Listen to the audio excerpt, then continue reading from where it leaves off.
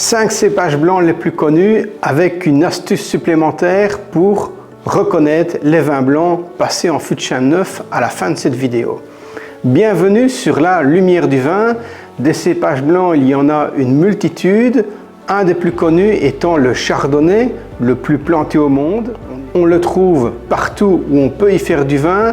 Il a des caractéristiques allant sur une très bonne acidité, une aromatique très marquée et variée, partant du citron en passant par la pomme, la poire, quelquefois les amandes, les noisettes, mais aussi un côté beurré et quelquefois des notes mielées en fin de bouche.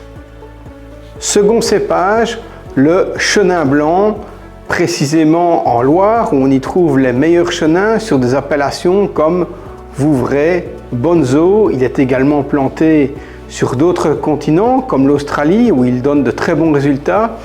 Il a un côté alcooleux plutôt mitigé, une acidité qui elle est très marquée et une aromatique allant plutôt sur des fruits jaunes comme le coing, la pêche blanche. Il peut aussi donner des notes légèrement beurrées, quelquefois mielées, mais aussi florales. Troisième cépage, le sauvignon blanc, bien connu de la Loire sur des appellations comme Sancerre. On le trouve aussi beaucoup sur le Bordelais, dans les Graves, les Pessac-Léognan, les Entre-deux-Mers. Il donne surtout une acidité qui, elle, va être très marquée, avec un alcool plutôt mitigé et une aromatique principalement sur les agrumes.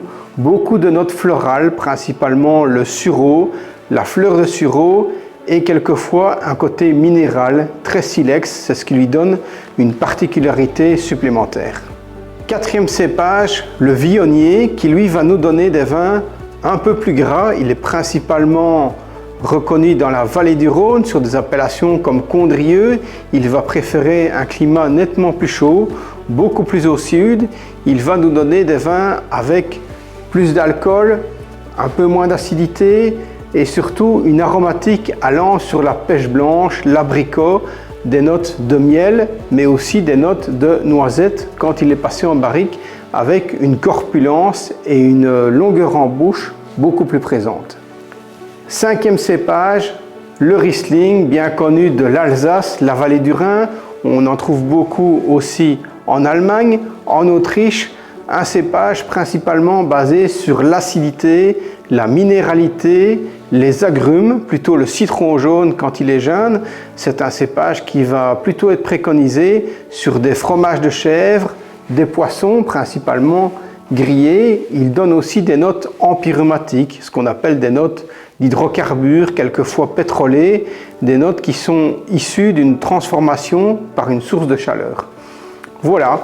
Concernant le passage en barrique, pour reconnaître un blanc, eh bien souvent il va donner des notes vanillées, puisque le chêne, particulièrement le chêne français, contient de la vanilline, la même molécule qui est contenue dans la gousse de vanille. Pour cela, il faut évidemment prendre des fûts de chêne qui n'ont pas été chauffés, où on ne pousse pas trop le côté torréfaction, fumée, mais quand c'est une chauffe très courte, assez blonde, eh bien les premières notes de vanille, surtout la première année où le fût va contenir du vin, eh bien il va donner ces belles notes de vanille. Voilà, j'espère que ces informations vous ont plu. Si vous souhaitez aller plus loin, je vous laisse suivre les liens en description de cette vidéo. J'y ai créé une magnifique formation. Je vous souhaite santé à tous. Merci beaucoup et à bientôt.